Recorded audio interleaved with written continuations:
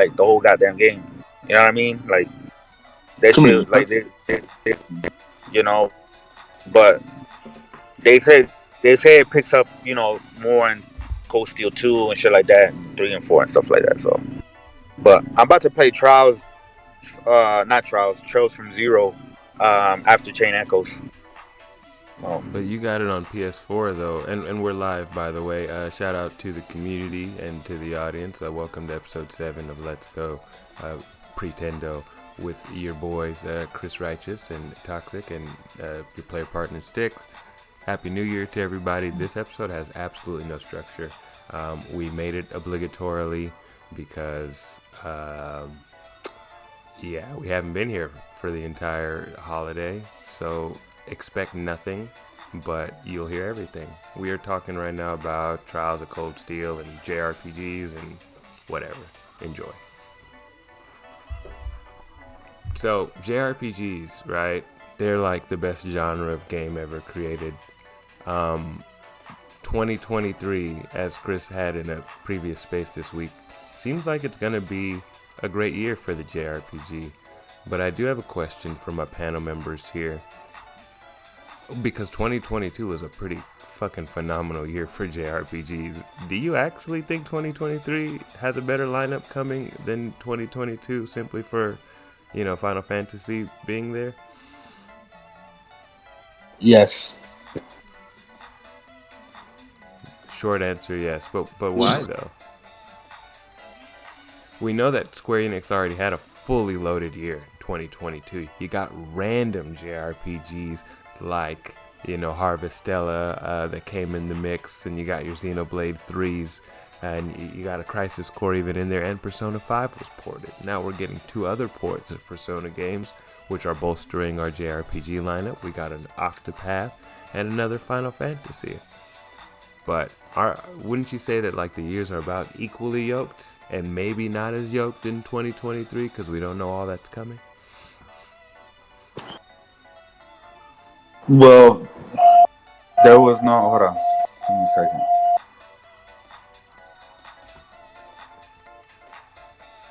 There's an ambulance going by Chris's house. That's why he had to pause like that. But he'll be back sooner than later. Also, for the audience, I know you can't see the Discord in there, but I'm pretty sure you can hear it. So, but yeah, I don't know. Technical difficulties. Bear with us.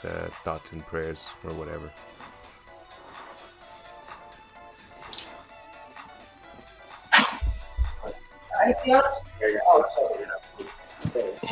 Wow, it's busy. I'll say that I would say 2023 has a more packed year than 2022. I mean, like you said, you got Xenoblade Chronicles 3 and Persona 5 and all that released last year, but then you got Xenoblade Chronicles 3 DLC, the expansion packs, like the big expansion pack coming out this year, the extra story, and the later, I think end of the year. You have a bunch of JRPGs that were already announced, like Trails to Azure, Trails to Revere, Persona 3 and 4 Remaster, One Piece Odyssey, Final Fantasy 16, Grimoire once more, like all these JRPGs coming out, and then you have stuff that's not announced. And this is stuff not announced, so probably shock everyone. That's fair, but wasn't Strangers of Paradise also like a surprise? Does that count? We count that as a JRPG, yeah? Yeah, it's a Japanese RPG, but yeah. It is Final Fantasy. Souls-like. So I guess that also. So there was for sure last year was dominated by Japanese games. Were they all JRPGs? That I guess would also be very arguable, right? A lot of them are action games and ARPGs or whatever like that. But so yeah, I guess you're right because you do have a lot of obscure stuff that's coming this year and stuff that's named. And if you start throwing action games in there, if you decide to call Tears of the Kingdom a JRPG, then this year is destroying last year just off of Final Fantasy and Tears of the Kingdom, really. That's in terms of weight. Now, quantity, I think they might be neck and neck, to be honest with you, at the end of the year. But quality, this one will probably take it. You got the world's greatest JRPG, man, coming out first quarter of 2023. Starfield. Did they give a actual release window? Nah. Yeah, well, there is a Gears of War card game that's coming, so that's coming at you hot and delicious. But on the Xbox side, well, they're getting the DioField Chronicle on Game Pass, so that's coming to Game Pass. Yeah, it's coming to Game Pass. Man, I could have saved myself $60. I brought it on Xbox. Yeah, you bought it on Xbox? Yeah, I brought it digitally because I couldn't find any physical copies for it. That's a crazy bad decision to have made. Man, no one's coming to Game Pass. God damn. Coming to Game Pass because you were the only guy who bought it on that platform. You should have known. Should have known better. And you did know better, but you know what you did? You bought it out of sympathy. No, I brought it because I didn't have. My bad, man. I was at the laundry fucking place. You're like, look, I'm not using this thing. I gotta get something for it. Here, DioField. Yeah. Xbox library looking dry, so I needed to get it on there. Plus, I don't have any room on my PS5. Like, I didn't want to delete any games for it. Well, they didn't have physicals for PS either? No, they did. It's just I didn't want to buy it like in advance. Got it. Because I wanted it like right then, so I just opted for Xbox. Yeah, that's true. It wasn't really massively out there. Yo, can y'all hear me? Yeah, I can hear you. Yeah, we can hear you. I picked up a Switch copy. No, my bad, man. I was at the laundry place. That's why all that noise was. No, it's alright. We forgive you. Welcome back to the game. We were just talking about JRPGs. Yeah, I remember. Pretty much. Yeah, I think. Well, we didn't have like. Yeah, we had a bunch of JRPGs and stuff like that, and Xenoblade was big and all of that. But like there wasn't that like, just like a lot of the Western games, right? There wasn't that like, this is like the JRPG AAA graphical showcase. You know what I mean? It's gonna, right.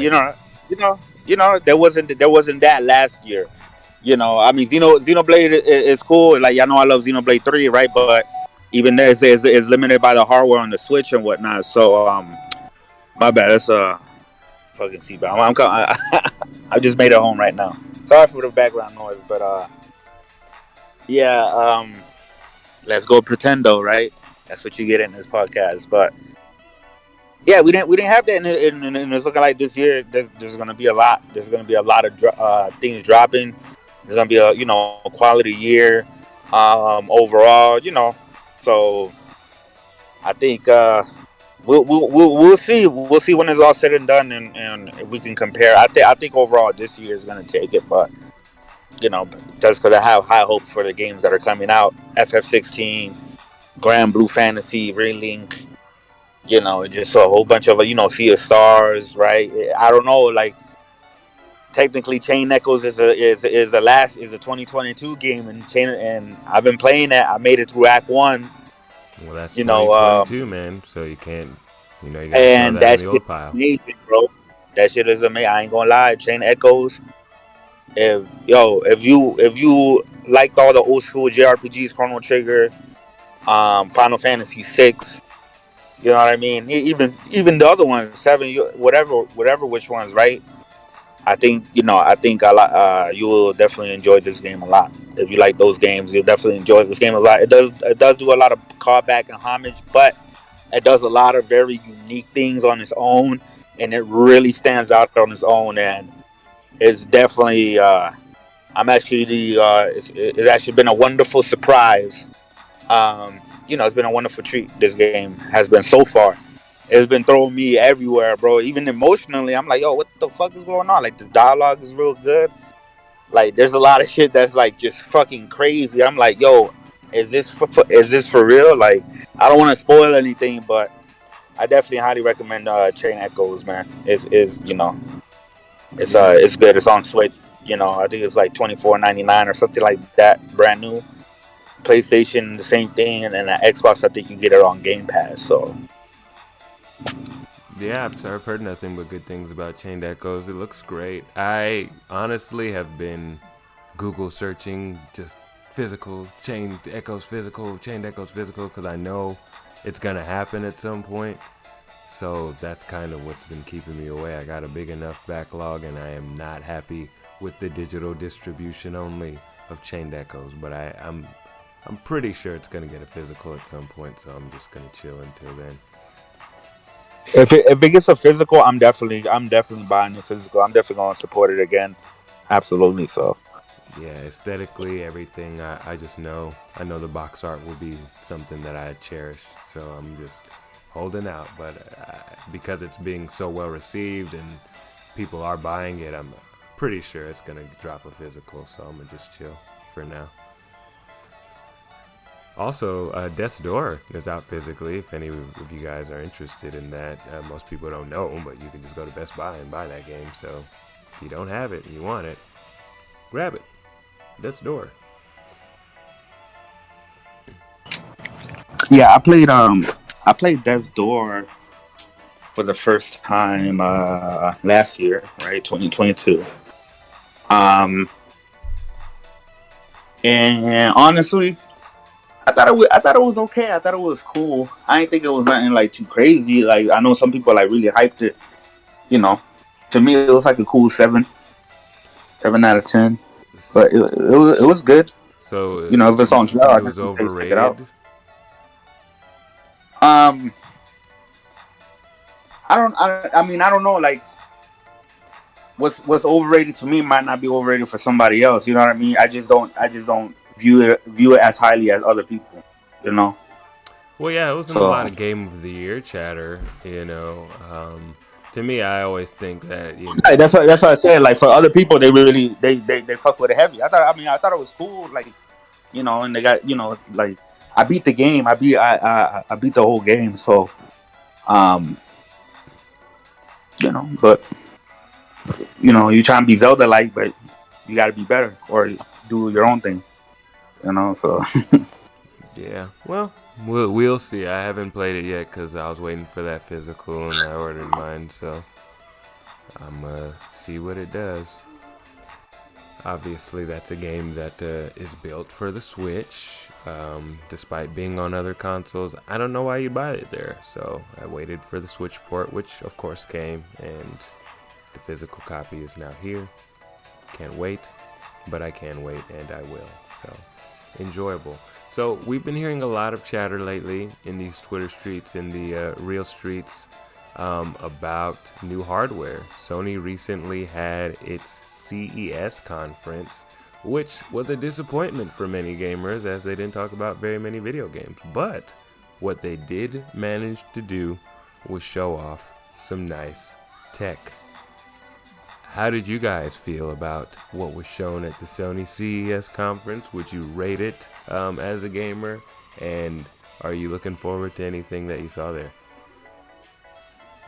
Honestly, I didn't even watch it. And the only thing that was really revealed tech-wise was some VR stuff and accessibility controller, right? No. Other than that, it was just really just like announcements of 30 million sold and this, that, and the third. Supply issues are no longer, Yeah, it wasn't. It wasn't a gaming tech showcase for sure. They showcased a lot of random tech, but it was not anything that was. Yeah, didn't they showcase like a car and everything like that? Yeah. Yeah, their concept car. Apparently has like a PS5 built in it or something like that.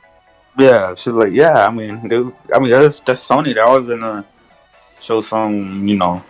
Sony's usually up to date with all their tech. So I thought it was cool only because a lot of the time when we talk about tech nowadays, it's it's in the language of like something digital, right? The whole tech industry, we refer to it more of like Google and Amazon than we do of somebody like Sony or Bose, right? but Sony is still innovating in physical technologies like VR and all this, not necessarily cloud-based stuff. They're still doing stuff with speakers and headphones and, you know, things that are tangible to us. So even though they showed us like a car that had all kinds of Sony functionalities in terms of, you know, the audio and the cameras and all this other stuff, I thought it was cool that they were, you know, bringing tech to real life, that they didn't just bring us an app and be like, oh, look what you can do with the power of the cloud and you know, your digital credits or whatever. They actually had something that you could take home as a piece of tech, so I thought that was pretty dope. But as far as the VR games and all that stuff, to me it's just not for me. I mean, it's probably super cool and I'll probably check it out eventually, but it's never what I'm looking to see, if that makes sense. So what I saw was pretty amazing, but you know, that like requires me to buy a peripheral and all this other stuff to get excited about, and it's like I want some news about this piece of plastic I bought already, you know?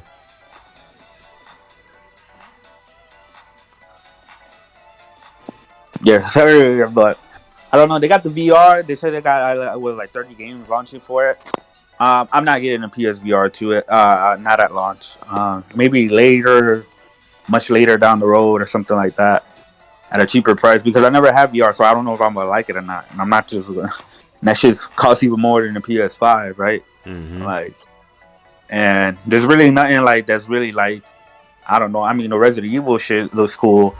Horizon Call of the Mountain, I'm sure that's going to be like a graphical showcase, but its gameplay doesn't look anything compelling at all. Like, it looks slow and I don't know. So, you know, like, I appreciate VR trying to be something like a unique experience in games and gaming.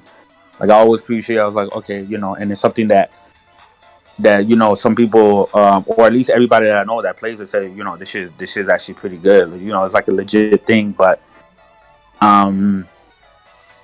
me, the PlayStation fan that I am is fuck the VR, give us another handheld. Right. You know what I mean? But that's not gonna happen. So it is what it is. Well, my thing about it is it's not necessarily right one or the other, but I feel like VR is like home base or something. I don't even know, fifth base even, right? And if you have all the other bases covered, like regular and then handheld, and then you can have your VR thing. But if you don't have all the bases covered in terms of every you know, gaming functionality, then VR just seems like a leap at that point. So I just wonder, like, you know, are your eyes too big for your stomach in this VR mission with PlayStation? Because you're already giving us, you know, the greatest looking games on the screen, and now you're diversifying into VR, which it's got to be demanding in some way as far as developing for it and everything like that. So it's just like, do we want this from you? Do we need this from you? It's cool to have. I'm not knocking you, but I would totally be okay if you didn't. It wouldn't bother me at all. And that's the kind of the VR angle for me. Plus, I just don't know, like, I can't suspend the disbelief that I am not in my home. So speaking of doing VR, so right? What's that? I said, speaking of VR, do you think Nintendo's gonna come out with the Labo 2? I think the Labo 2 is gonna be way better than you really think, because Nintendo are the goats and the godfathers of this AR technology, okay? So while you guys were all sitting here with your metaverses and your headsets, Nintendo was making Pokemon Go, and they've been cranking out Pikmin Go. So when they come out with the new Switch with the DLSS and they're able to up-res and scale all of these different little monsters in your head, you'll see. I don't even know to be honest with you. Don't even start that, because we already know the counter is gonna be, you know, The see-through 2.9 tech is not at par with the X86 on the Steam Deck, and we already know. Then it's gonna be the same price, and Nintendo's gonna be behind the tech like always. You already know. You I already know. That's what I'm saying. They gonna sell y'all a Google Cardboard 2.0 when the Switch 2 drops. Now here's the thing about the Cardboard 2.0. Technology has moved forward, so even though they're gonna be dated, what you can do with dated technology in this generation is much better than what you could do with dated technology in 2017. So they gonna make it work. I'm not worried about it. You think they're gonna put a camera on the Switch? I mean, they had one on the damn 3DS, and then they downgraded back to that camera. was the 3DS, but the 3DS was expensive as hell. But you had phones cheaper than the 3DS that had a better camera than it. Like, the quality of the camera on the 3DS was atrocious. It was. Yeah, I remember that. Yeah, I remember that 3DS camera and shit like that. But here's the thing, Toxic. It's like, yeah, I mean, people are gonna buy. You know why? Because is it gonna be better than the current Switch that they have now? Yes, and that's all people care about. Like, this is like, is it a lot better than what I got now? Yeah. Okay, cool. You know what I mean? Like, and that's where the bar is, right? If it rights the wrongs of this one as we've stated them, that's pretty much what people want from it. There's not necessarily a target that everybody wants outside of, can you get this game stable? Will you have your games at 60 and stable? Because that's what everybody else is doing anyways. I don't see that. That's the thing. Like, I don't think the games will be running at a stable 60 natively, and I think that's the issue for me. Is that, like, games should be running at 60 frames regardless, and especially on hardware like the Switch. Because again, if the Steam Deck can run games at 60 without FSR, you know, there should be no reason why this next Switch shouldn't. But well, because Nintendo, and you're correct, right? Because games were running at 60 as the standard until we got to PS3 or end of PS3 and PS4 generation. This was kind of how they were. Dreamcast and all the things used to move so fluidly. I never thought twice about what a frame rate was until we got to the 30 FPS era. So hopefully, I mean, because Nintendo, you know, the GameCube it's a little fireball. It does what it's supposed to. It's not like they don't know how to target those benchmarks when they want to. So the question becomes, now that we've gotten back to this new standard, is anybody going to be pushing any of these 30 FPS things, or is it always going to be about a graphics slider so that you can go resolution and performance mode, and then that's kind of what you do? See, I'm hoping for Nintendo to not make the same mistake they did with this past generation and not do a Pro console. They'll need to do a Pro console, because DLSS 2.0 is not going to save that console. It's just not. But they were going to do a Pro console, right? But unfortunately, everything that happened in the middle, they just said, nah, fuck it, we're just going to drop the OLED $50 more. They're still going to buy, you know why? Because the OLED is actually it's funny, because when the PlayStation and the Xbox dropped their mid-gen refresh, like the Pro and the One X, those weren't it was still the base models that was still selling the best. But now it's like the OLED model that's selling the best, not even the base Switch or even the mini, the Switch Mini or the Switch Lite. But they came up with a way to make it a better standard without necessarily making it a Pro, because if they would have made a Pro version, then whatever their next console would have been done for, because the power difference probably wouldn't have been as significant. Because I mean, look at the 3DS, right? The new 3DS was a Pro version of the 3DS, and they put out 3 revisions of that. They put out the regular 3DS, the regular new 3DS, the new 3DS XL, and then the new 2DS XL. And more people own those than the just regular XL and the regular 3DS. I mean, and that had a better CPU. Like, a better CPU and more RAM could go afar with a mobile handheld. So I'm hoping Nintendo does that route, where it's not like necessarily like a Pro upgrade, but it's something you can market it as like a Pro upgrade. And the thing is, I think that they would have done that when the OLED dropped, because that's what we all kind of expected. You know, it would have gave you a little performance power, because even like when the new 3DS came out, they had Xenoblade Chronicles got a version that was only playable on that Switch, right, because of the CPU boost. So I thought they were going to do that before the OLED came out, but whatever the change of plans that they had that led them to only doing the screen, I'm hoping that's because whatever, maybe they had a conversation with NVIDIA or something like that, and they decided, hey, we can actually go more powerful on the next console if we don't put this one out now. Right. It was too weak. The Pro, the reason why they didn't go for the Pro is because the OLED, like, they wanted to still use the Tegra X1, and that the tensor cores within the X1 was too weak to run DLSS, so they just had to scrap it all together, and that's when the development of the Switch to the next generation Switch started in 2019. Like, there's this dude under Keita Aries post, and he linked me to like this like site. It's called Fami Boards, and it just has like a whole like log of just like dudes internet sleuthing on Nintendo and Nvidia about this T239. And so I found out that the T239 is a revision made specifically for an undisclosed device, and it's derived off the T234.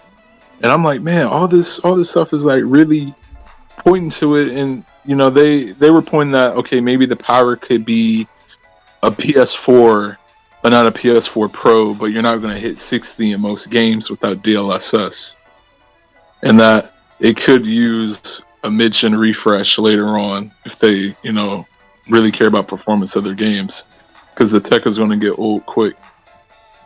Yeah, I mean, I think, yeah, and I mean, we know Nintendo isn't afraid to do mid-gen refreshes.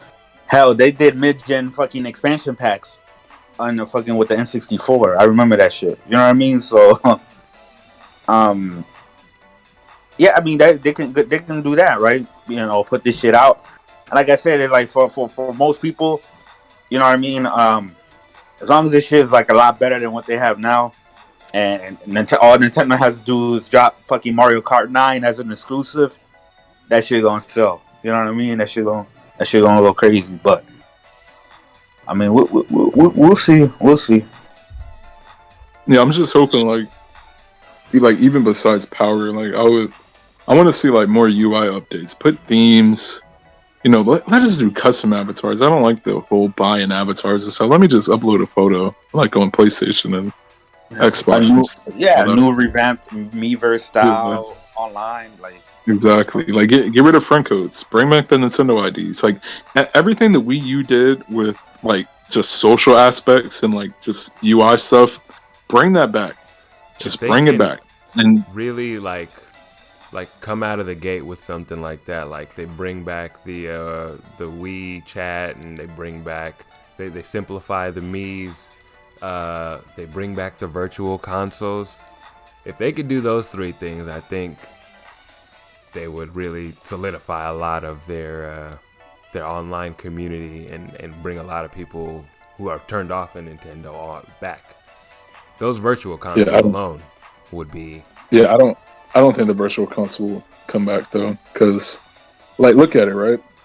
Again, a lot of these companies, they don't want to put their games on these services anymore, because they know if they put their game like as a remaster and they sell it for like $20 to $60, they know people will buy it. Yeah. So, like, you know, that's the reason why Final Fantasy games are not on the NES or SNES catalog, because they're in a collection. The Game Boy Advance selection on the Wii U had every single Battle Network game, but if they were to port that Game Boy library over, that's 9 games out of the 60-some games that were already there. It's kind of funny when you think about it, right? Because it's kind of like PS Plus and these other catalogs that you see now. Those games are not retro games, they're old, right? So there is no nostalgia factor that makes people want to buy them, and that's why they put them there. And these games, when they were in those virtual consoles at the time, they were just old. They weren't nostalgic, so nobody was really going to rush out to buy Mega Man Battle Network. You could probably get it for $20 at GameStop at that time. But now, all that stuff is profitable. I mean, even when you look at Capcom, they made a whole bunch of money off a modest investment this last fiscal year because they've been releasing collections of games. Capcom made like 200 million less than Squaresoft did last year, but their investment was literally less than 1/3 of what Squaresoft put in with all of those, new IPs and bigger games that they made. So I see what you're saying. They definitely have no incentive to put those retro consoles back. Yeah, like what they could do is put their first-party games on there, because there's still first-party games missing from the Nintendo library. Like on the NES catalog, I don't know if they added. I haven't checked that for a while, but I don't think Star Tropics 1 or 2 is on the NES library, and there's some other Nintendo games still missing as well.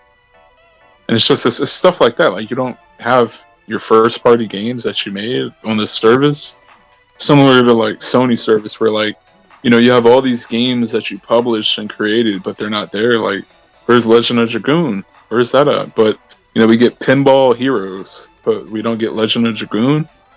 It's just crazy. I wouldn't mind, if they weren't there to play for free in the service, right? But when you have a catalog like that, at least put them for sale or something.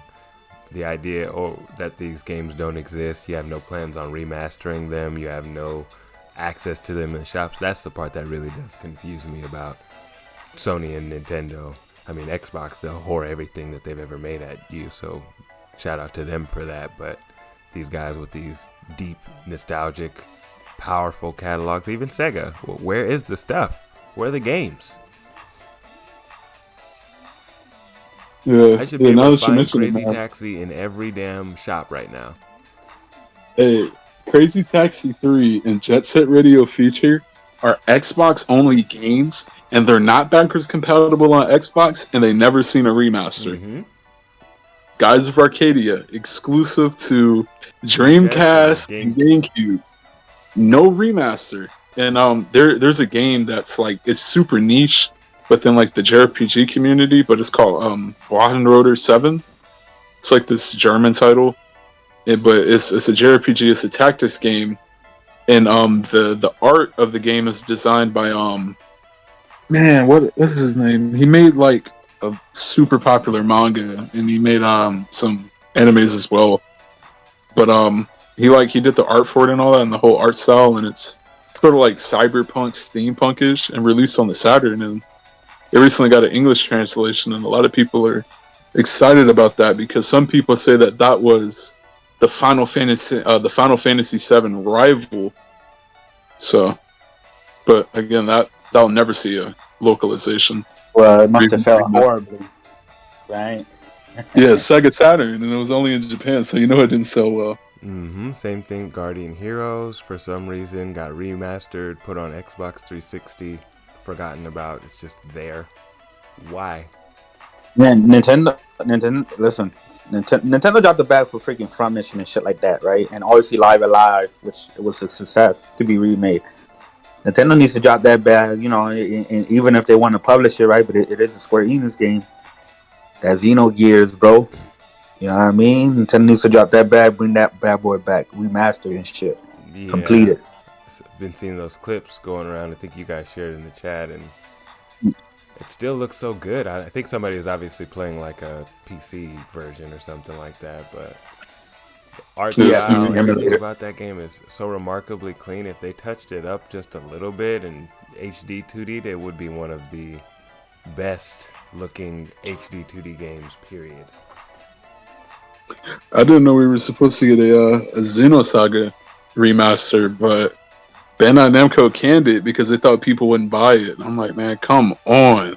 And then they give you people would have definitely buy it, bro. Especially now, like in this weird era, right? Especially online, was like everybody, a lot of people like to like sexualize the characters or whatever, right? So with Cosmos here, like she'll definitely be like a fan favorite, and people will be into that shit and buy it. You know what I mean? So the chicks will be cosplaying as her, like that shit will market itself today. You know what I mean? So yeah, they should.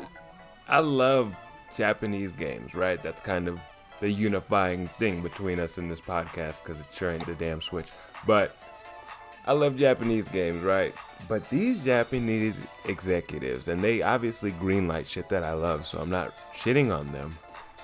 But at the same time, they be so clueless about what we want that it's crazy sometimes. I mean, you got the Sony head coming, or sorry, Square Enix head talking about NFTs every damn new year.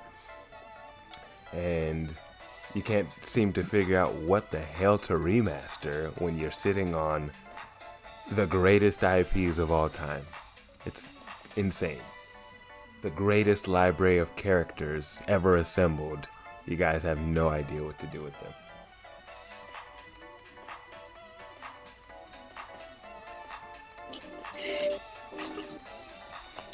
Yeah, you gotta love the Japanese for that, man. But I gotta give them credit. I gotta give Koei Tecmo credit because, you know, they're remastering the Fatal Frame games, and those are games I would have never seen, you know, get a remaster.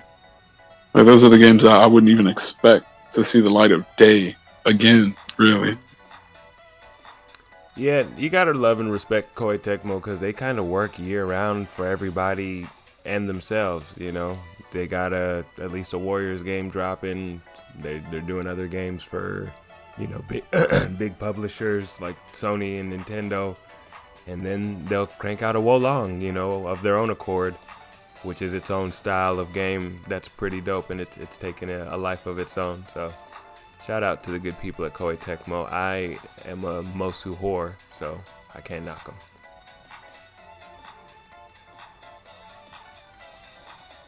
Yeah, I'm still waiting on a new crossover Crossover for what?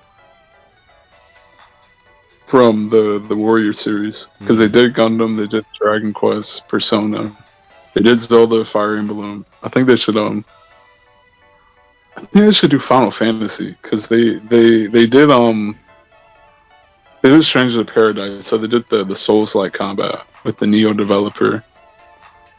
So I think they should do like some sort of like Musou crossover. Like they can base it sort of similar to like Dragon Quest Heroes, where it's an original story, but like you have just random characters popping in, sort of like Dissidia. Well, and they're just there. I agree with you, but before they do that, I would have to say, because they've already done Toriyama and they've done One Piece, that they need to do Dragon Ball, and then we can talk about everything else. Now, of course, this is me being a Dragon Ball stan and wanting somehow to be a Dragon Ball in everything, including Smash Bros. But a Dragon Ball Mosu game would be ideal. Am I wrong? I mean, that's not how Dragon Ball works, really. But if it's like old Dragon Ball, then yeah, I think maybe with all the it could work. You know what? They could base it off of you know, just Dragon Ball, not like Dragon Ball Z, but right. Dragon Ball. Dragon Ball. Because like I don't know if you played Origins or King Piccolo back in the day, but yes, those games have like a lot of lore to them and content, and just the original Dragon Ball in general has a lot of lore. And Goku was more so like hands-on when it came to fighting. Like he didn't use a bunch of powers and stuff until he was 18. Goku used to really be fighting 2-3 guys head on. He doesn't do that anymore. But back in the days, he'd be in there 4 guys, and it's Goku just blocking all the shots. That used to be one of the hallmarks of Dragon Ball. So yeah, that would be pretty dope from the Koei Tecmo side. There was something else I wanted to say about that, but I got high and forgot. So feel free to carry it somewhere. Oh, that was it. So let's say Switch 2 comes out, right? Then they re-drop Age of Calamity, running at a smooth 60 FPS. Do you think that game gets a second life based on that? I don't know. To me, or for me, probably not, because Musou games are running at 60 frames. The performance of that game was the biggest turnoff, because it really did take the Musou formula. Like the enemies that were on the screen, it was never really oversaturated.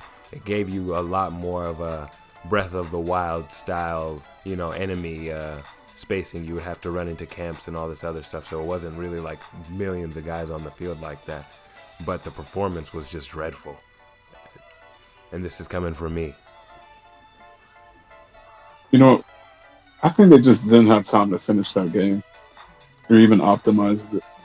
Because Three Hopes has its issues, but you know, it runs better than Age of Calamity. Absolutely. That's my biggest. That's why I said it was the best Mosu I ever played, because Age of Calamity would have been it, but Three Hopes actually performs pretty well. I think it targets 60. It doesn't look good at it, but it goes there. There's some moments where it actually hits 60. You'll see it, but it's pretty smooth the whole way through, outside of when it gets cluttered in some parts. Yeah, even Dynasty Warriors 9 runs better than Age of Calamity. That's a more demanding game because of the textures and graphical quality. Yeah, so Pirate Warriors 5 too. I mean, everything. I have One Piece Pirate Warriors on Switch. Runs great. Every game I've played on here as a Mosu runs better than Age of Calamity. Hyrule Warriors Definitive Edition is actually very good.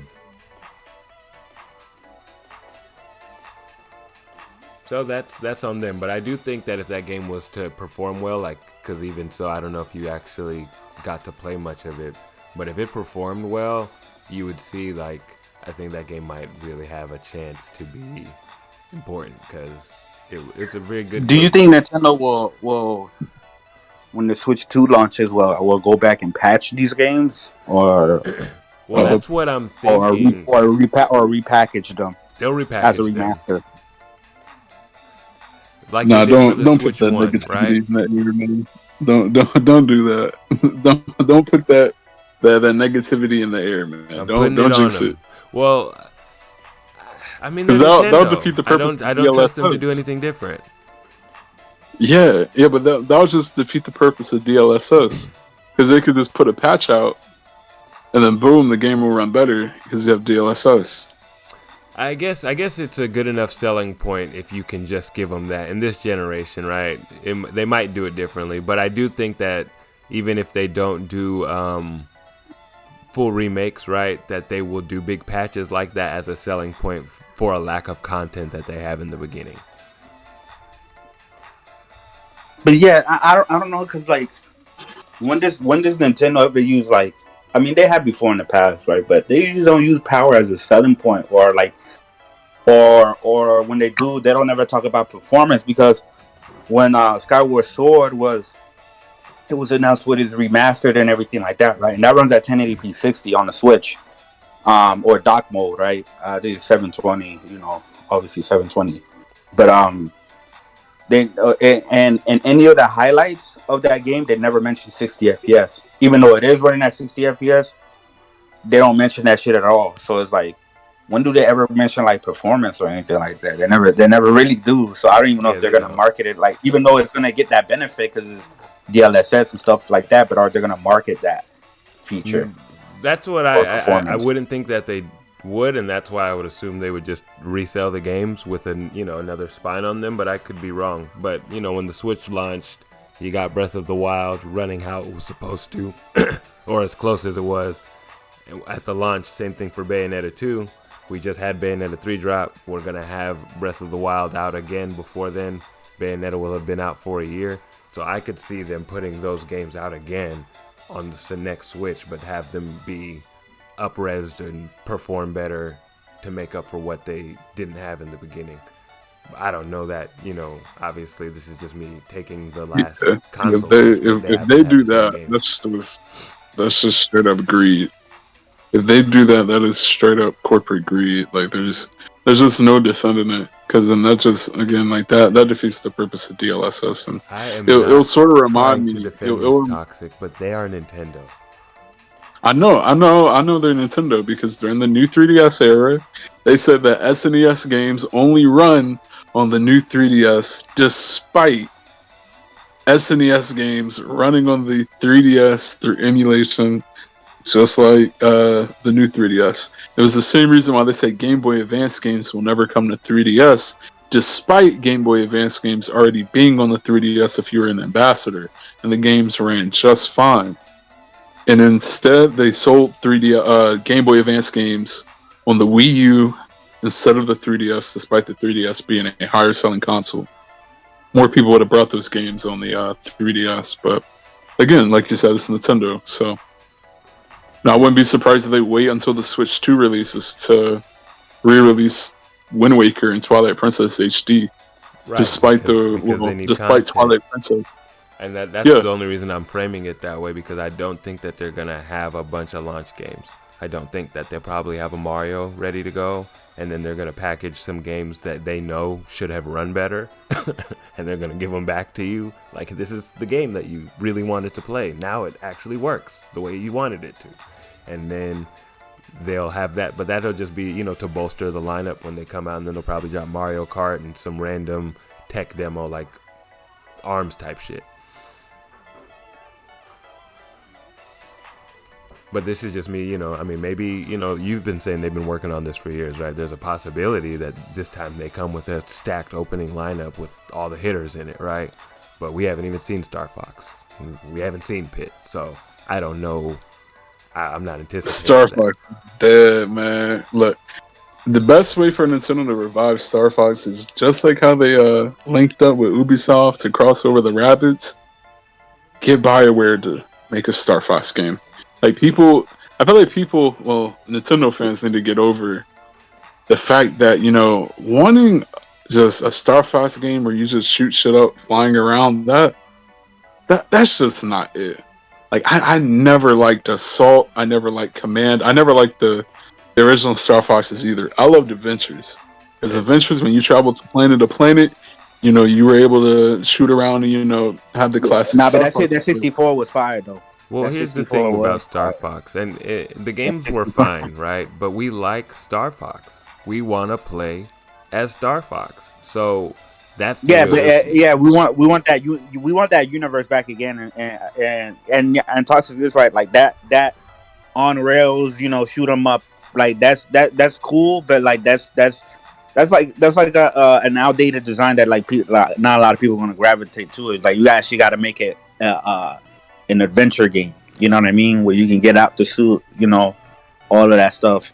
Because the main selling point for Star Fox when it first came out, let's keep it 100, was that it looked 3D on SNES. They used, a lot of interesting techniques to make it look like it was doing some 3D stuff when it was a 16-bit game. And then they kept it going with that. I remember they had those like Chuck E. Cheese looking ass characters for Star Fox and all of them, those horrifying like real life, I don't know, man. Star Fox and them looked horrifying in the 90s, but that's how it was. So it was always kind of gimmicky, right? Then they tried it with Star Fox Adventures, and I didn't hate that game, but it was not received well. But it was one of my favorites just because you got to be Fox. I don't want to control the ship for the whole game. It was ahead of its time. But see, like Adventures, right?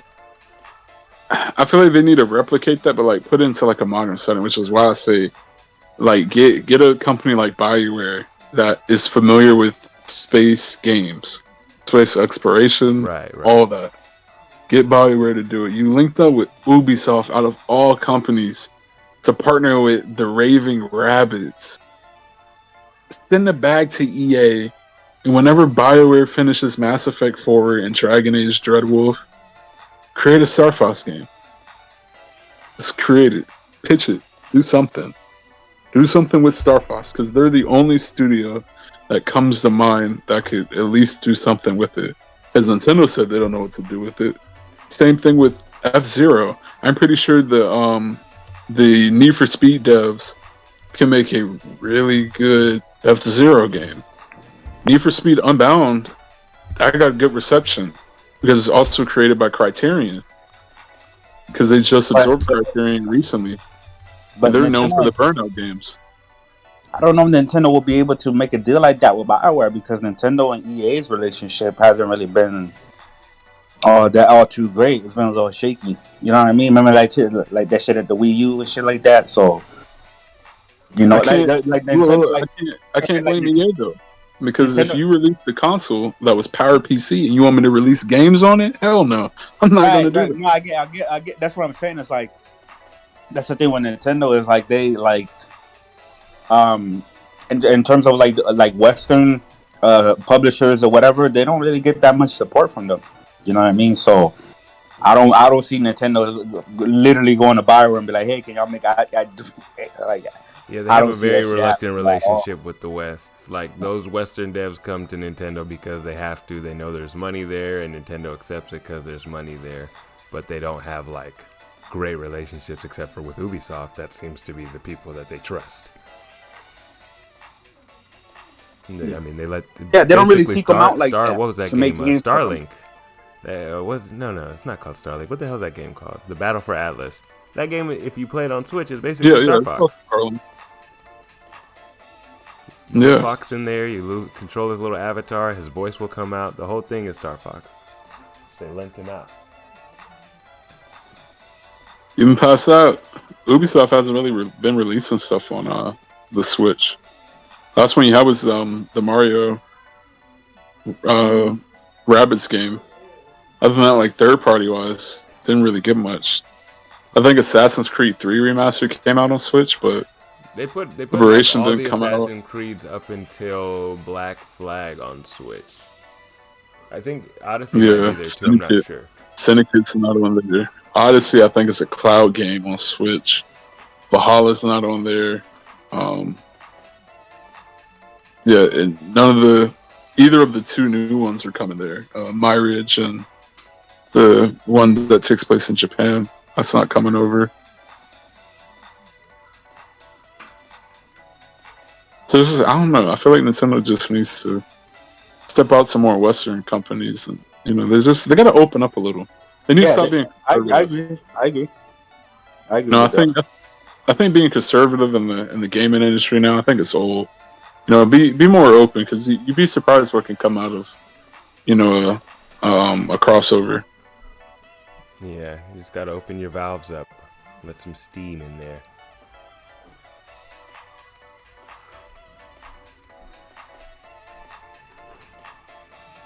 But we shall see. It really depends on what they decide to do. I mean, Digital Foundry, who hates Nintendo, they seemed excited about what they think the Switch 2 will be, but nobody has any damn clue.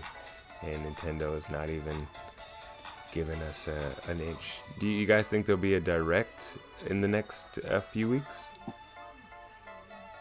I think there'll be one in February.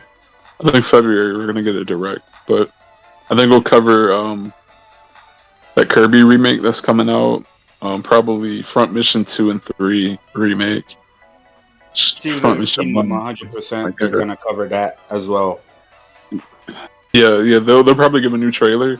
I think Tears of the Kingdom is gonna get its own direct, probably in like March or May. Or probably next month. It might be a Tears of the Kingdom focused direct. No, Nintendo maybe. But February is the Zelda month anyway. So yeah, you're right. Mm-hmm. I think they'll probably do they usually. they always say, in the middle of the direct, they'll be like, "I'm sure you guys wanted to hear some information about Tears of the Kingdom, but we're gonna be doing a separate direct," and then it'll probably be a week later or something. Bro, Nintendo needs to get new English narrators. You know what I mean? They need to get some I love their direct style, man, with the corny Asian guys in their suits and the snaps. That's my favorite part, man. It's very heartwarming. Yeah, but they're talking in their own language. I'm talking about the English voiceovers. Yeah, they're horrible. That's what I'm saying. They need to change. That's what I'm saying. But that's what keeps it organic. You know what I'm saying? You got those corny people. Hey, here comes another one. The guy's just. Man, I be hating. You're like, yo, y'all know y'all demographics is mainly adults, right? You don't gotta talk to us like that, right? You know? It's like a Saturday morning cartoon. That's why I love them. I don't know why it always. I know there's talks about people think that. There's talks that people think that the DLC for Scarlet and Violet will be revealed, the first DLC. I don't know though, man. Man, like, not a giant patch. I'm done with that game, bro. I'm done with that game. Some of I like the idea of it going open world, but they did not execute it Right. They tried to, right, and I could see that they tried to, but I don't know. It's like like the ideal was good, but the execution was not. And on top of the technical issues, on top of the very basic gym tests that were not fun at all, on top of the repetitive team star battles that were not fun at all. You ain't like you ain't like having to push a big green oblong ball into a oversized basket. You ain't like that. No. You didn't like doing Not shit at all. 12 I rather would have FPS? gone to their original, like, yo, each gym is like their own little dungeon, and you gotta fight all the trainers before you get to the leader and shit like that. You know what I mean? Make them each one unique, very unique. You know what I mean? But But Chris, this game had full open world game design. You could literally drive right into the middle of the world and fall through it. yes, How many I open know. world games can do that? That game has more bugs than Skyrim, man. That's what kills me. Well, But those I are feel like bug-type Scarlet and Violet. Pokemon, and they have a weakness to fire. I don't understand what the problem is. I don't know. The performance was terrible. As far as bugs, I wasn't really running into a lot of like bugs. Like, well, I mean, if you want to count NPCs walking through the goddamn Pokemons as we're trying to battle that bug, then yeah. But Area Zero was really good. I love the music there. I still listen to that music, right? Because it reminds me of Nier. It gets also a very Nier vibe, but like the fact that it's not even like voice acting and stuff like that. And listen, like I can forgive lack of voice acting to developers that are smaller and working with a much tighter budget, right? Like obviously like Chained Echoes. That's one guy made that shit. I'm not gonna knock the game for like, oh, you don't have voice actors in 2022. It's like, no, it's one guy. He didn't have money to hire people. But there's no excuse for a fucking Pokemon. No excuse. In like Area Zero, you're going around with your little friends. That's when it actually feels like an adventure. Now you got your buddies with you, and they're all like talking to you, but it's like you don't really feel anything coming from it because this is like really like the frames are just dropping everywhere, and you're going around this big swirling circle all the way to the like that part was cool and stuff like that. But I don't know, man. Like, and I was hyped too. I was hyped going into it. I was like, yeah, we're gonna do this and do the online battles and shit like that. But now I just lost complete motivation, and I don't know, man. It's like a 6.5, 6 out of 10. When I actually look back and think about it, even though the gameplay loop is very, it's Pokemon, right? So the gameplay loop, there's nothing wrong with the gameplay itself, right? In terms of like catching Pokemon, evolving them, battling and shit like that. Like that is evergreen. That's tried and true. Like that's always gonna be good, right? But a lot of things they didn't really execute on. What were you gonna say, Toxic? Well, I was gonna say that I feel like that game has blinded some people. Like there was this person on Twitter telling me that the game is impressive and that it looks beautiful, and I'm like, how is the game impressive? And they just couldn't explain it. And I'm like, there's games from the PS3 and 360 era that were open world that look better than Scarlet and Violet and was more impressive than Scarlet and Violet. And they were like, no, that's not true. That's not true. I'm like, you can look at Skyrim. You can look at the Tales of games. You can look at White Knight Chronicles. Fucking Final Fantasy 14, A Realm Reborn. Like, you have all these open world RPGs. That's just somebody that's in straight denial. That's just pure denial right there. No, there's like a bunch of other people. Even the PokeTubers and Nintendo dudes are just. Oh, you know what's that one PokeTuber that nobody likes that he went out there after that other guy because he always claims that he's cheating. I forgot what they call it. Yeah, he came back. No. He did a video after that, and I asked her like, well, let me see what he says. He was essentially calling everybody that's knocking it for its tech issues dumb, and they don't have no life, and that the game is a 10 out of 10, and there's nothing wrong with it. And anybody mentioned that shit is just like they have no lives, and you know what I mean. They don't know what the fuck they're talking about and shit like that. I'm like, really, bro? Like. You're gonna cap like that, my guy? Like, that's crazy. I mean, man, it's something about it, man. It's something about Pokemon that just has people locked in, bro. Grown adults like locked in, full defense mode. That's what I'm saying. Like Tasha, this is the second. Like I gave it a chance. Sword and Shield. I ain't fuck with it. I gave this one a chance. I beat it. Some aspects I did like about it, but that's twice. That's twice. I didn't get Arceus, but this is twice. 2 times in a row I'm burned by the IP. Now you missed the good one and chose both of the. I did miss the good ones. I did miss the black and white. Hopefully that's like their next remakes and shit like that. You know what I mean? But like I did miss all like the black and white Sun and Moons and shit like that, right? But I don't even want to see them remake Black and White. Just leave those games alone. No, because the remake of Diamond and Pearl were awful. Yeah, because going off of their reputation and stuff like that, I could see why you were like, nah, don't even touch them shits. Cause they're probably gonna fuck it up.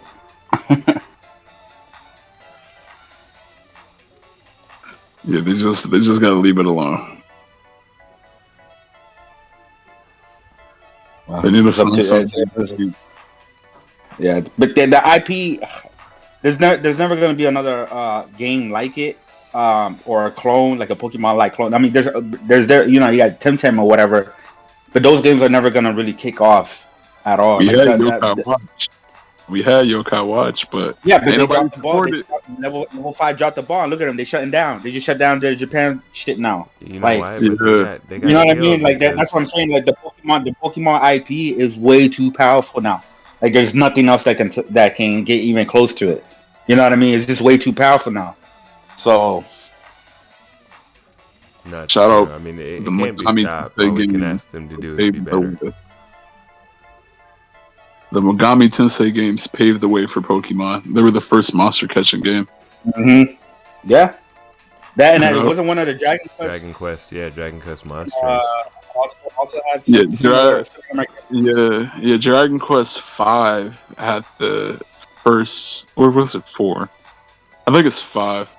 5 had the first monster catching stuff in it, where you can tame monsters, and then it spawned Dragon Quest Monsters, which is arguably, like, I would say, if you want like the Pokemon experience, but from like more of an RPG standpoint, Dragon Quest Monsters is a solid franchise. And if you have a 3DS, you can play every single one, because even the Japanese exclusive remake, those got English translations, and they're faithful to the original scripts of the localized versions that were from Game Boy Color. I don't know how the hell I got that game when I was a kid, man, but I'm pretty sure it was stolen. Anyhow, I played it, and I was trying to think back, like, yeah, that came out before Pokemon. I was playing it on the original Game Boy, but I was playing Pokemon on the original Game Boy. Both all that shit is old as hell. Damn. Yeah, red and blue, man. I had red. Red was the one that I got. That was my very first Pokemon game. Was red version. The thing about Dragon Quest Monsters, right? So Dragon Quest Monsters 1 got a remaster on Switch, but it's only in Japan. So you could thank Square Enix for alienating Dragon Quest even more, despite Dragon Quest 11 being a success in the West. Yeah, they're very guarded with it, as if it belongs to Japan and they just don't want us to have it. That's how they treat it.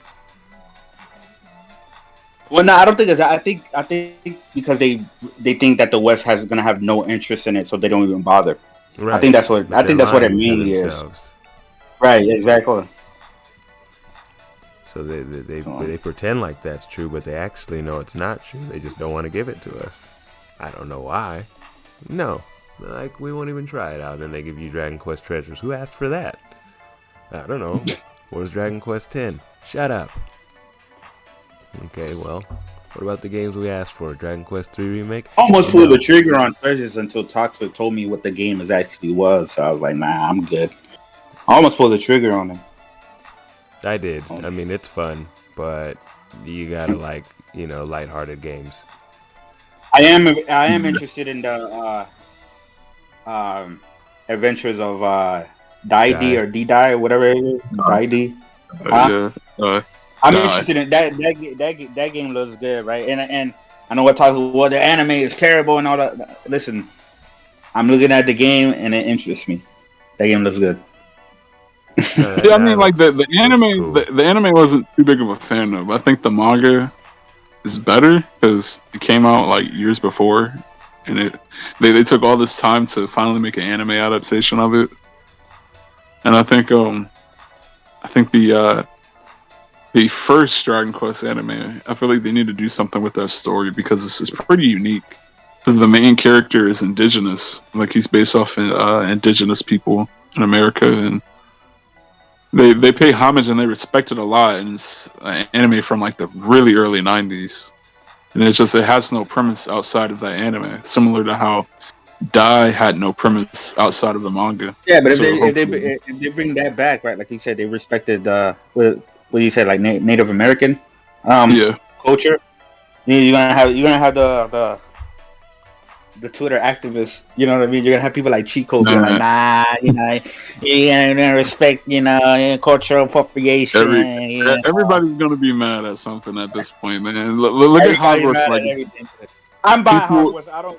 Yeah, I'm getting the Hogwarts Legacy. You're not gonna be like, oh, because you support this, then you're this, but nah, that ain't gonna work on me. You're not gonna gaslight me. I don't give a fuck. You know what I mean? Like the fact that you're taking it out on one person, but you're don't give a fuck about all the other people that had nothing to do with anything, and then they're working hard and shit like that. You're willing to be like, yo, fuck everybody else for this one person. Like that to me, like. You don't really you ain't really about shit then. Like you don't really stand for anything if you're ready to fuck over more people because you don't agree with one person's viewpoint or anything like that. It's just like, nah, and you're not gonna gaslight me. You're not gonna fucking try to shame me. And they're like, nah, I ain't gonna feel no guilt. I ain't gonna feel no shame. I'm buying that shit day one. I'm most likely gonna enjoy it, and it is what it is. You don't like it? Kiss my ass. Yeah, like that's all you gotta say. Because like the people that are outraged over Hogwarts Legacy, they're saying J.K. Rowling's a turf and all that, right?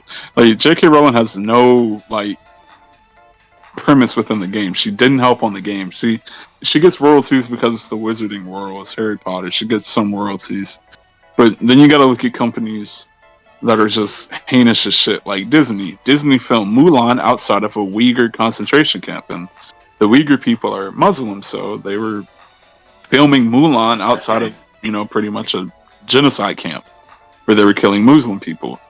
And also Disney, again, same company that billions of people still support to this day, paid Chadwick Boseman less money than Brie Larson, even though Black Panther was a more successful movie than Captain Marvel. But nobody complained about that. Nobody went on the streets and rioted or protested. Nobody went on Twitter and complained. But Hogwarts Legacy, a game that doesn't have J.K. Rowling involved, that infuriates people. It's similar to 6 Days of Fallujah, because I remember last year, Hogwarts Legacy and 6 Days of Fallujah were pretty much being talked about side by side because they're games that people were excited for, but they're controversial. And 6 Days of Fallujah is controversial because it's a military simulator game, so it's a milsim, but it's based on the loose stories of I think it's Iraq war veterans. And so like they said there was going to be like depictions of soldiers killing what do you call people that are like native to the land? Indigenous people or nah. Casualties? I mean, would you call them casualties? Civilians, yes. Civilians. So they were supposed to they were supposed to be like depictions of American soldiers killing civilians and weapons of mass destruction being used and all this, that, and the third. It was supposed to be like Spec Ops shit that happens. Yeah, like it was supposed to be like Spec Ops: The Line, but like based on actual true events. And so some like people are like, reality. Yeah. And so some people are like, oh, we shouldn't turn war crimes into video games and this, that, and the third. And I'm like, did y'all play Modern Warfare 2019? Like that game is filled with war crimes. Modern Warfare 2 filled with I war think it's crimes. because they think it's like, it's because it's based on true events, but and even still, like, what if Harry Potter isn't based on true events? It's fucking fantasy. Like, yeah. You know what I mean? It's like it should. Yeah, it's just people complaining, and it's these fucking pick me, fucking look at me. I'm the morally correct, even though they're really not, man. Right. Because they wouldn't fuck over people like that. Yeah, like, I remember last year, Like, I was getting into it, people who were trying to cancel people over Hogwarts Legacy and calling them racist. They were calling people racist and terse. And I'm like, okay, if you're calling this person racist, how about you play a game where you can kill a racist? And I recommended the Mafia 3, because that's just when Mafia 3 had its definitive edition, which had the bugs patched out. I read that too. Yeah, even Red Dead 2. And Yeah. in Mafia 3, you play as Leak and Clay, and you're playing as a black Vietnam War veteran, and you're killing clans members. You can feed clans members to fucking alligators. You can kill them. Like, but you're against racism, but you don't want to play a game where you play as a black man doing the right thing, but you're on Twitter complaining about a person being racist for buying a Harry Potter game. Like, what? Like, there's stuff like that that just kills me. Like, come on, man. Yeah, why are we at this level? Yeah. The game's gonna so crazy. I'm actually very interested to see how critically it's gonna do, because I already know some of these journalists can't take their fucking political feelings out of shit. You know what I mean? So I'm interested to see what it actually fucking, at least over here, like in the West and shit like that. Around the world, they ain't Japan. Japan don't care. Like nobody else is gonna care. It's gonna get trashed here in the West, because I imagine the game will have flaws, and any flaw that's in the game will be magnified by their hatred for J.K. Rowling. So there'll be like, the game had performance issues, and those performance issues were so terrible because trans people have the rights to live, and J.K. Rowling is a horrible person. 6 out of 10. Like, okay, well, bro, we're 100% gonna get articles. No, we're gonna get articles that are just tell you straight up. Just like there was an article that recently came out, or like months ago, that was like From Software's depiction of women is like misogyny, like some issue with how the women in From Software games are always going through pain and stuff like that. But it's like, bro, everybody in that fucking game is going through fucking pain, and some people don't even know that, because some people are like, this game has no fucking story, so I don't even know that they're going through pain, right?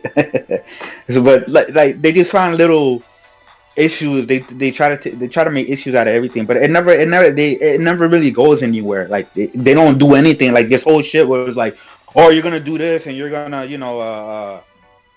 gaslight, and you're gonna do all what's that virtue signal. There's a lot of virtue signaling and shit like that goes on, and nah, fuck out of here, bro. Like that shit's not gonna work on me. Like I don't give a fuck what the fuck you think.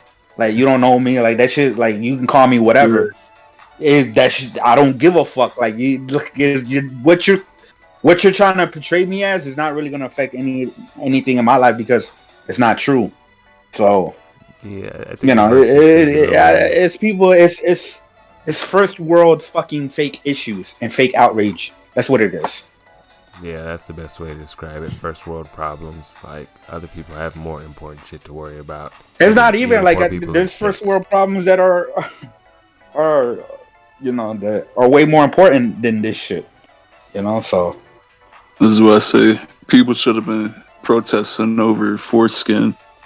Getting a black rider to write foreskin. That's what it should have been.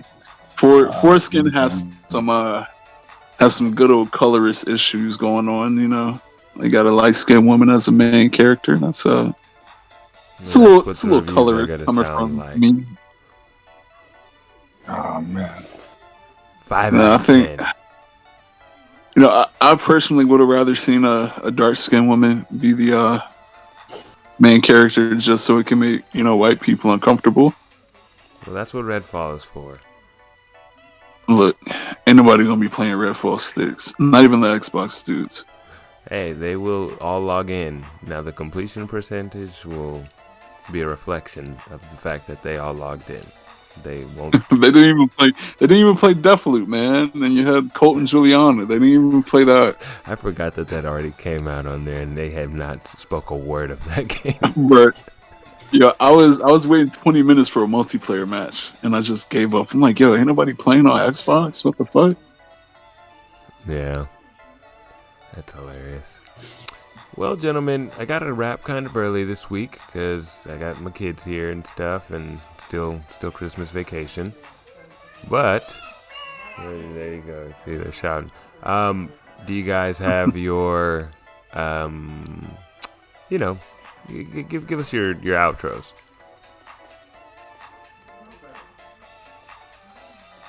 Yo, what's up? This is Steam Deck Capper 1. No.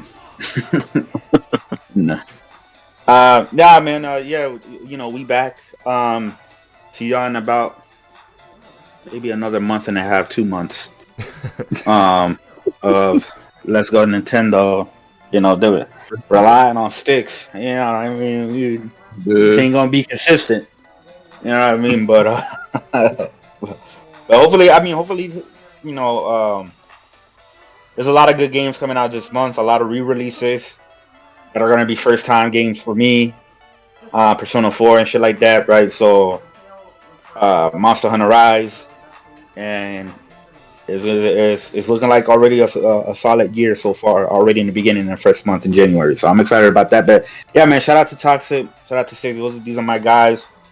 Follow them on Twitter if you haven't. And I'll catch you guys next time on Let's Go Pretendo. In my Sticks voice. Go ahead, Toxic. Give us some of that acid rain. Acid rain. This is Metal Gear. Well, shout out to anybody that came here to this JRPG talk, just random video game talk. Like what Chris said, pretty much co-signing everything he pretty much said. And, go follow Chris Righteous and get on the Sticks, subscribe to him. Again, we're relying on Sticks for this podcast. Then again, we might to, if you have your Discord and stuff set up and Streamlabs, y'all can post them on your channels every other week too. Take a little burden off of me. Shit, I would love it. Look, I'm a busy full-time college student. Oh, all right. Too busy, and I gotta manage we class. We'll be back next week. I promise the audience that. And I'm trying to start doing like shorts and regular content to keep you guys, engaged. But that's the New Year's resolution. It's January now. Okay, we made it the first week. So, shit. That's true. We did. I guess, then, no, go ahead. Keep going if you had more to say, Toxic. I ain't had no more to say. Well, shit, then I really stumbled on my outro there because that was it. So, my outro, you guys know me, it's your player partner Sticks. Thank you for attending this impromptu and late episode of Let's Go Nintendo. We will try to be on time next week, but I promise we will be next week. And, shout out to all the gamers in the world. And just 2023 is going to be a great year for gaming. We out. And one more thing, buy Chain Echoes, man. Buy Chain Echoes, man. And it's on Switch, it's on PlayStation, it's on Xbox, it's on Game Pass, but not fuck that. Buy it. It's only $25. Support it. It's also on Steam Deck. Get a Steam Deck. Use code Let's Go Pretendo to get 10% off your Steam Deck. That's right. Enter code Let's Go Pretendo. Also wait for the physical version of Chain Echoes.